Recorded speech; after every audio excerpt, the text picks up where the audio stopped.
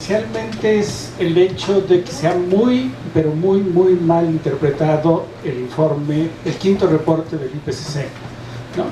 Y la gente, desafortunadamente, mucha de la gente que lo ha malinterpretado son precisamente los que están a cargo de las negociaciones, de lo que se va a discutir ahora en París. Entonces, van a estar discutiendo sobre algo que no han entendido, ¿de acuerdo? Y ese es el problema que yo quisiera aclarar. Hay muchísimas cosas detrás de todo esto. Esencialmente, el principal problema es el hecho de que lo que realmente importa, y viene en el reporte subrayado no sé cuántas veces, son las emisiones acumuladas de CO2. Entonces, esto acaba de golpe con los mitos estos de las emisiones de otros gases equivalentes en tanto de emisiones de dióxido de carbono, etcétera, etcétera, que es un término que se ha utilizado mucho y que es totalmente equivocado.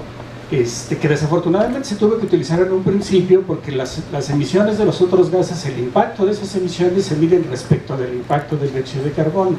Entonces de ahí surgió la idea de esta medida, pero es un error garrafal que ahora se ha malinterpretado terriblemente y del cual se están agarrando muchas de estas personas para no, que no solo implica que no entiendan lo que están leyendo, sino que además van a negociar sobre algo que es totalmente equivocado. Entonces, y ahí están lo que les quiero, en muy pocas palabras, los que les quiero mencionar. Ahí están, estas son todas las intenciones de todos los países hasta el 1 de octubre, todas las que recibió a la fecha límite la Convención Marco de las Naciones Unidas. Y si se dan cuenta, contrario a lo que deberíamos de seguir para no pasar de los 2 grados centígrados de calentamiento, las intenciones al revés van a permitir un calentamiento de 3,5 grados centígrados. Y es esencialmente por el problema que les acabo de mencionar. Bueno, ese y la presión de todas las industrias que tienen que ver con este problema, la industria automotriz y la industria petrolera principalmente. Entonces, el tiempo de vida del dióxido de carbono tiene 2 escalas de tiempo drásticamente distintas. La Tierra se formó con la misma cantidad de carbono que había en la vecindad solar cuando se formó el sistema solar, al igual que Venus y Marte, que son los vecinos inmediatos. Por eso nuestros modelos explican también los climas de Venus y de Marte y los resultados que hemos encontrado. Esa cantidad de carbono original no ha aumentado ni ha disminuido. Entonces, hablar de sumideros y fuentes de carbono es una soberana tontería, por decirlo suavecito. No existen ni tales sumideros ni tales fuentes de carbono, perdón. Lo que existe son distintas formas de almacenar ese carbono, que es el principal problema es el dióxido de carbono. También está el metano y muchos otros compuestos del carbono, pero ese es parte del problema. El dióxido de carbono, perdón, a la atmósfera se acumula en varios reservorios, ¿okay? La atmósfera es uno de ellos, los océanos es otro, que es el que nos ha ayudado muchísimo, y la biosfera terrestre es otro. Pero estos son de la escala a corto tiempo, que es la de algunos siglos. Existe el otro ciclo de carbono, que es a muy largas escalas temporales, que involucra la dilución y posición de carbonatos de calcio en forma de rocas, ¿okay? Y esa se lleva milenios. Esto es lo que podría salvar el problema, pero a otra escala, es decir, cuando ya este bicho que somos los humanos que ha causado tantos problemas, dejemos de estar causándolos y la Tierra vuelve a evolucionar de manera completa, ¿okay? Entonces, desafortunadamente, la gran mayoría de los cálculos que se hacen omiten, la larga cola que se tiene en el potencial de calentamiento de esas distribuciones, y entonces, por lo tanto, no se toman en cuenta.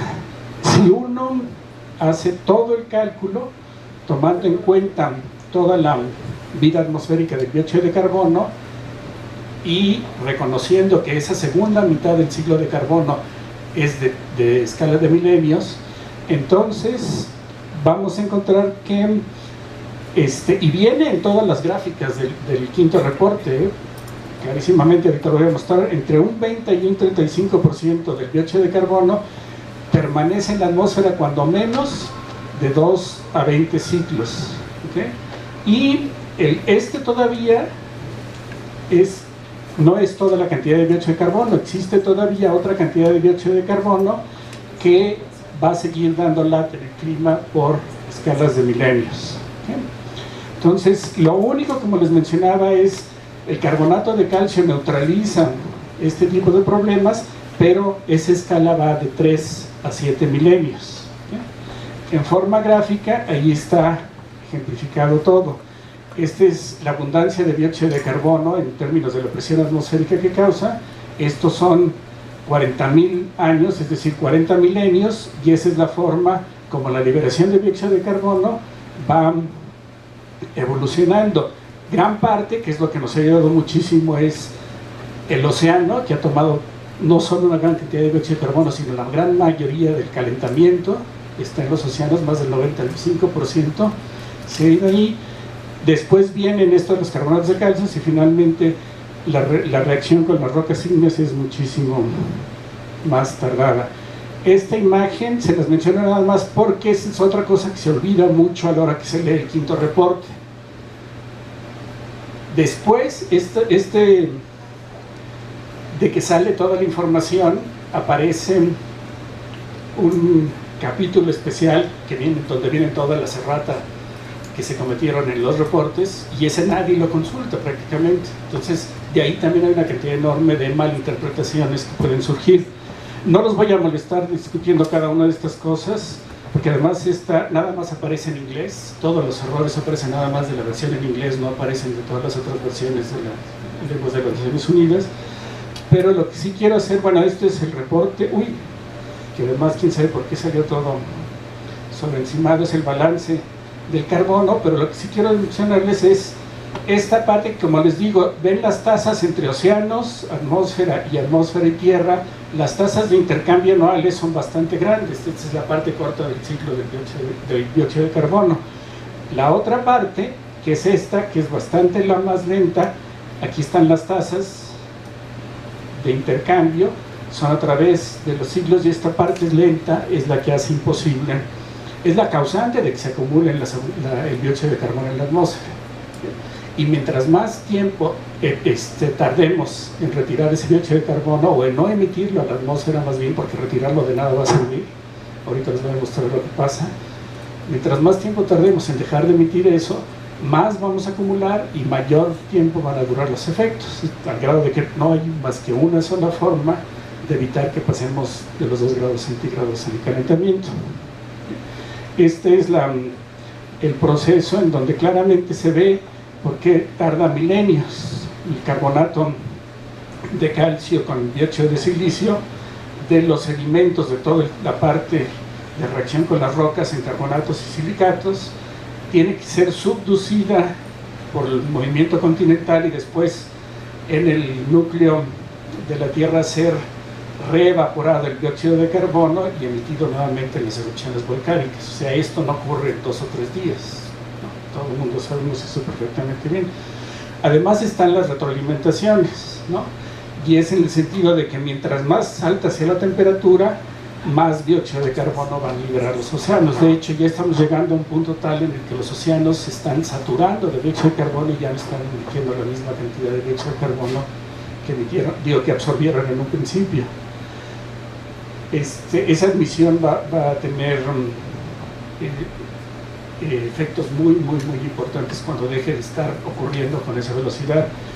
La otra parte es, bueno, esto que les he mencionado ya varias veces, los varios milenios que se necesitan para que actúe la otra parte del ciclo, y desafortunadamente la biosfera tiene un alcance muy limitado en el tiempo, y es nada más durante los primeros siglos. Después la respuesta, el papel de la atmósfera no funciona.